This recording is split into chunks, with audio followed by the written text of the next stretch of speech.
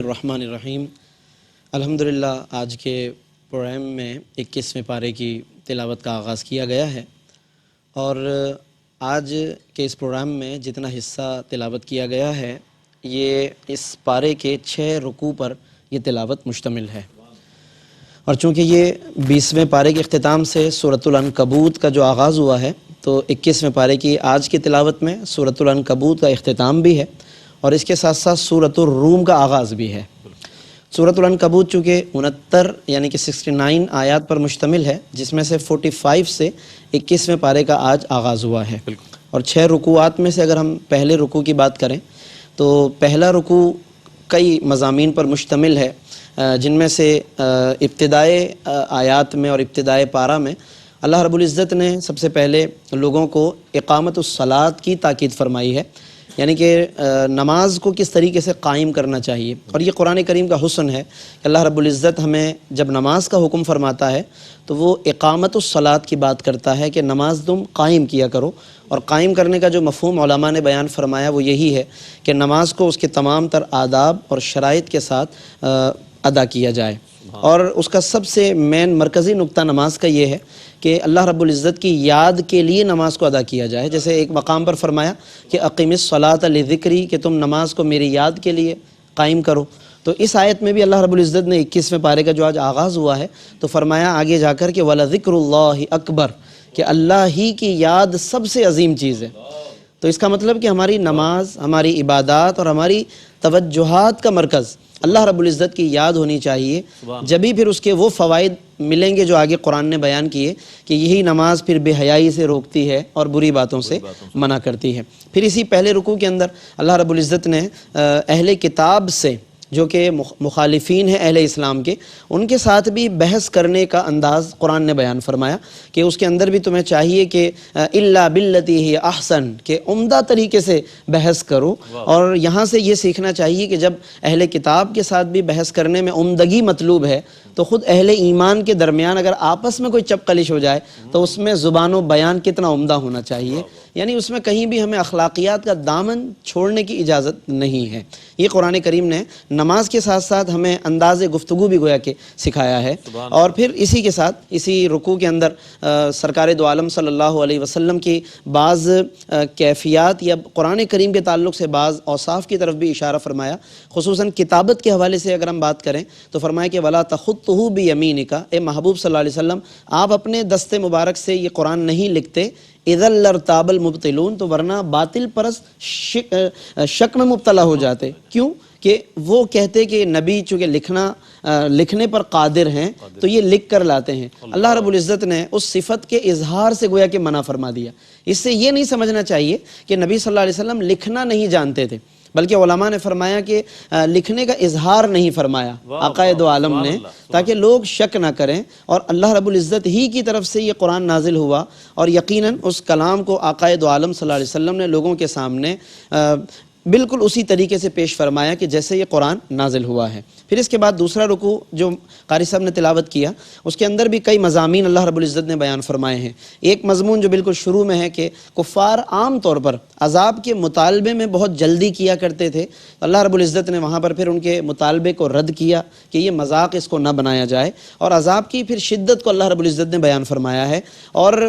جیسے ہماری آپس کی لوگ ایک دوسرے کی گفتگو میں بھی اس طرح کے جملے بول جاتے ہیں کہ عذاب کا معاملہ ہے تو خدا نخواستہ کہ میں اس کے لیے تیار ہوں یا فلاں تکلیف کے لیے تیار ہوں، منع کیا گیا ہے کہ اس طرح کی باتیں انسان اپنی زبان پر نہ لائے، تواضع پیدا کرے، انکسار پیدا کرے اور بندگی کا اظہار کرے اللہ کی بارگاہ میں۔ پھر اس کے بعد اسی رکوع کے اندر اللہ رب العزت نے ذائقۃ الموت کا ذکر فرمایا، اور آج کی زندگی میں سمجھتا ہوں کہ ہم سب کے لیے ضروری ہے کہ ہم وقتاً فوقتاً ذکر موت کریں، ذکر آخرت کریں، فکر آخرت کریں۔ قرآن تو جا بجا اس کا درس دیتا ہے، تو ذائقۃ الموت کا ذکر کیا کہ ہر نفس کو موت کا مزہ چکھنا ہے، اور پھر جو ان میں جو صبر والے ہیں، اہل ایمان میں توکل والے ہیں، ان کے لیے پھر اس رکوع میں جنت کی نعمتیں اللہ رب العزت نے بیان فرمائی۔ پھر اسی رکوع کے اندر اللہ رب العزت نے اپنی رزاقیت کو بیان کیا، بطور خاص اس لیے کہ جب صحابہ کو ہجرت کا حکم دیا گیا تو عرض کیا کہ جب ہم ہجرت کر کے جائیں گے تو وہاں پر ہماری کوئی رشتہ داریاں نہیں ہیں، تو رزق کے حوالے سے کیا معاملات ہوں گے؟ اللہ رب العزت نے بہت عمدہ انداز میں فرمایا کہ وَكَأَيٍّ مِّن دَابَّةٍ لَا تَحْمِلُ رِزْقَهَا، کہ جتنے بھی جانور ہیں، جانوروں کی اگر مثال لی جائے تو کہیں تمہیں ان کی پیٹھ پر اناج کا ذخیرہ نظر نہیں آئے گا، لیکن وہ چلے جا رہے ہیں، اللہ انہیں بھی پالتا ہے۔ تو پھر جو انسان ہیں، جو بندہ بشر ہیں، جنہیں اللہ نے اپنے لیے اپنی عبادت کے لیے پیدا کیا، بھلا کیسے ہو سکتا ہے کہ اللہ انہیں رزق سے محروم فرمائے؟ اللہ کی رزاقیت پر ایمان، یہ اس خاص طور پر دوسرے رکوع میں ہمیں نظر آتا ہے جو سکھایا گیا ہے۔ پھر اس کے بعد مزید مضامین بھی ہیں، لیکن اختصار کے پیش نظر تیسرے رکوع کے مضامین پہ نظر ڈالیں تو اس میں اللہ رب العزت نے دنیا کی بے ثباتی کو بیان فرمایا، اور یہ قرآن کا بہت اہم ترین عنوان ہے کہ جگہ جگہ قرآن نے بتایا لوگوں کو کہ دنیا محض ایک لہو و لعب ہے، اور اس سے دل لگانا یہ دراصل اپنے آپ کو اور اپنے وقت کو ضائع کرنے کے مترادف ہے۔ پھر اصل زندگی کیا ہے؟ فرمایا کہ وَإِنَّ الدَّارَ الْآخِرَةَ لَهِيَ الْحَيَوَانُ، کہ بے شک جو آخرت کی زندگی ہے وہی اصل حیات ہے، اس پر نظر رکھی جائے۔ پھر اس کے بعد اللہ رب العزت نے اسی تیسرے رکوع میں حرم شریف کے حوالے سے کفار پر احسانات بیان کیے۔ ہم نے حرم کو پرامن بنایا، اس کے دائیں بائیں سے لوگ اٹھا لیے جاتے ہیں، اغوا کر لیے جاتے ہیں، لیکن حرم کو ہم نے تمہارے لیے پرامن بنا دیا، تو کیا جب بھی تم عبادت نہیں کرتے؟ یہ بالکل وہی بات جو سورہ قریش میں فرمائی کہ فَلْيَعْبُدُوا رَبَّ هَذَا الْبَيْتِ، اس بیت اللہ کے گھر کے رب، اس بیت اللہ کے رب کی لوگوں کو عبادت کرنی چاہیے۔ تو بار بار قرآن نے اس طرف بھی توجہ دلائی ہے۔ پھر اسی میں اختتام پر اگر ہم دیکھیں، یعنی جہاں سورہ عنکبوت کا اختتام اور تیسرے رکوع کا بھی اختتام ہے، تو وہاں پر اللہ رب العزت نے بہت ایک اہم ترین لوگوں کو میسج دیا ہے، تاکید فرمائی کہ وَالَّذِينَ جَاهَدُوا فِينَا لَنَهْدِيَنَّهُمْ سُبُلَنَا، کہ جو ہمارے راستے میں کوششیں کرتے ہیں ہمارے خاطر، لَنَهْدِيَنَّهُمْ سُبُلَنَا، ہم ان کے لیے سبیل اور راستہ نہیں، راہیں کھول دیتے ہیں، کئی راہیں ان کے لیے کھول دیتے ہیں۔ اور یہ یقیناً جو بھی اللہ کے راستے میں کوششیں کرتے ہیں، کوشش شرط ہے،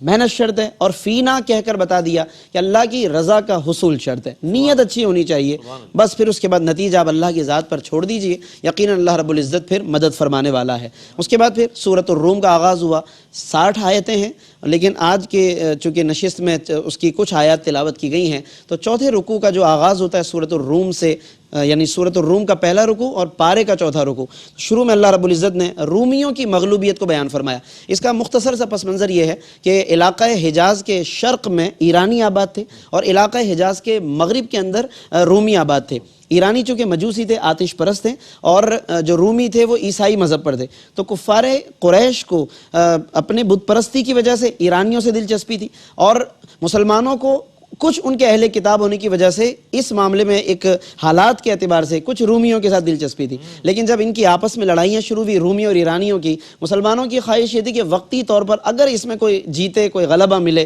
تو رومیوں کو غلبہ مل جائے، کفار چاہتے تھے کہ ایرانیوں کو غلبہ مل جائے، اور وقتی طور پر ایسا ہی ہوا۔ قرآن نے بتایا کہ غلبت الروم، کہ رومی مغلوب ہو گئے، ایرانی غالب آ گئے، لیکن قرآن نے بتا دیا کہ اس میں کوئی افسوس کی بات نہیں، آنے والے وقتوں میں اللہ رب العزت کے ہاتھ میں حالات ہیں، امید اس سے ہونی چاہیے، محنت ہماری ہونی چاہیے، حالات وہ بدلتا رہتا ہے۔ چنانچہ ایک وقت گزرا اور اس کے بعد پھر یہ معاملہ پلٹ گیا اور رومی غالب ہو گئے اور ایرانیوں کو اللہ رب العزت نے مغلوب فرما دیا۔ تو اس طریقے کے اس میں کئی واقعات ہیں۔ میں ناظرین سے یہ ضرور کہوں گا کہ ہم چونکہ اختصار سے چل رہے ہیں، مختصراً اشارے دے رہے ہیں، تو آپ ضرور ان باتوں کو سن کر اس کو ڈیٹیل میں تفصیل سے ان واقعات کو ضرور مطالعہ کیجیے گا۔ پھر اس کے بعد حقائق کائنات میں اللہ رب العزت نے غور و فکر کی دعوت دی ہے، اور حصول عبرت کے لیے زمین میں سیر کرنے کا حکم فرمایا کہ لوگ زمین میں سیر کریں تو عبرت کے لیے، کہ کہاں کہاں کیسے کیسے لوگوں پر عذاب آئے ہیں، اور اگر ہم بھی اگر نافرمانی کر رہے ہیں، اللہ بہت بے نیاز ہے، اسے کسی کی عبادت کی ضرورت نہیں ہے، تو ہمیں ضرور اس حوالے سے ڈرنا چاہیے۔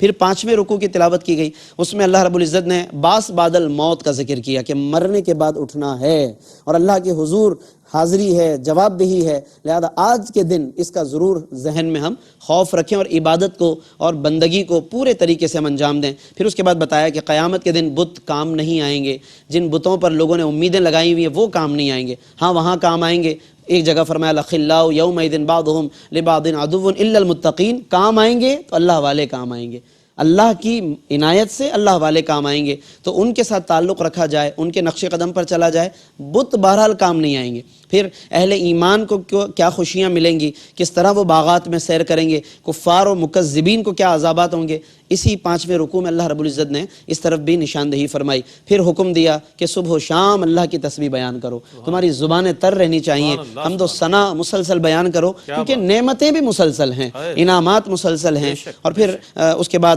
مزید مضامین بھی ہیں, لیکن ہم اگر اختتام پر چھٹے رکوع پر ایک نظر ڈالیں تو اس رکوع کی خاص بات یہ ہے کہ اس چھٹے رکوع میں اللہ رب العزت نے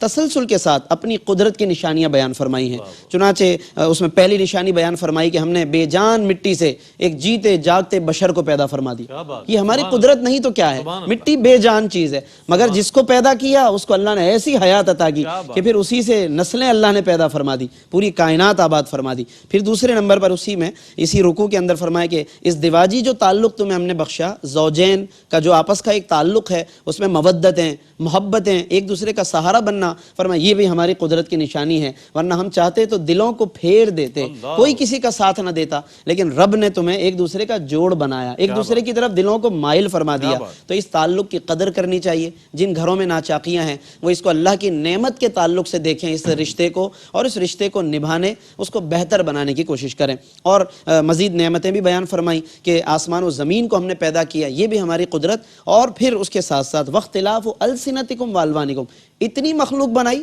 مگر رنگتیں بھی اس سے زیادہ پیدا فرمائی. اتنی ساری مخلوق مگر زبانیں بھی اسی حساب سے رکھی. فرمایا یہ ہماری قدرت ہے کہ رنگتیں بھی الگ الگ ہیں, زبانیں بھی الگ الگ ہیں. تو اس کا مطلب یہ ہے کہ زبانوں اور رنگتوں کے اختلاف اور مختلف ہونے سے ہمیں آپس میں دوریاں پیدا نہیں کرنی چاہیے, بلکہ قرآن بتاتا ہے کہ زبانوں کا الگ الگ ہونا یہ اللہ کی قدرت کی نشانیاں ہیں. لہٰذا ان کے ذریعے بندہ مومن اللہ کی طرف رجوع کرے. پھر رات اور دن کو ہم نے تقسیم کیا, رات میں آرام و سکون رکھا ہے, دن میں تمہارے لئے کام کاج کا حکم فرمایا. پھر بجلی کی چمک میں خوف بھی ہے, امید بھی ہے, بارش کا نزول بھی ہے, پھر اس سے زمین کی زندگی بھی ہے, سرسبزی و شادابی بھی ہے. یہ سارے مضامین چھٹے رکوع میں اور تسلسل سے جیسے ایک بہتا سمندر ہے اللہ کی قدرت کی نشانیوں کا. اور پھر فرمایا ذرا غور تو کرو کہ برس ہا برس سے یہ آسمان و زمین قائم ہیں. یہ زمین کا جو قیام اور آسمان کا جو قیام ہے تمہارے اوپر, یہ ہماری قدرت کی ہی نشانی ہیں کہ یہ برس ہا برس سے اسی طریقے سے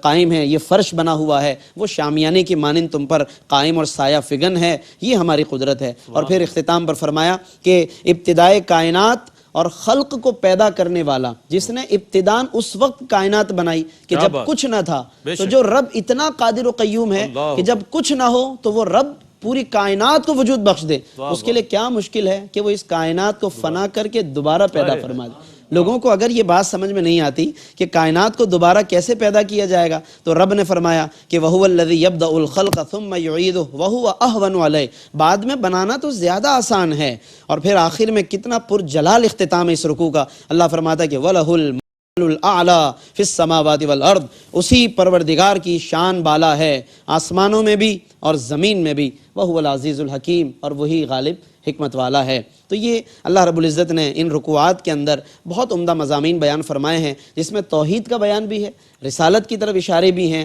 قیامت کی فکر بھی دی گئی ہے, موت کی یادداشت بھی کرائی گئی ہے, اور آپس کے تعلقات کی بہتری کے بھی بہترین نسخے عطا فرمائے گئے. بس ضرورت اس امر کی ہے کہ ناظرین ہم قرآن کریم کا مطالعہ کریں, بنظر غائر مطالعہ کریں, اس کو روزانہ کی زندگی کا ایک معمول بنا لیں. یقیناً یہ قرآن بہت نوازتا ہے, اور جو قرآن ترک کر دیتے ہیں ان کے لیے بھی پیغام ہے کہ یہ قرآن بے نیاز ذات کی کتاب ہے, تو یہ کتاب بھی بے نیاز ہے. جو چھوڑ دیتا ہے یہ کتاب بھی اسے چھوڑ دیتی ہے. ہم آگے بڑھیں اور اس کلام پاک کو سینے سے لگا کر اس کے معنی و مضامین کو سمونے کی اپنے اندر اپنی زندگی میں کوشش کریں. اللہ رب العزت ہمارا حامی و ناصر ہو. وآخر دعوانا ان الحمدللہ رب العالمین.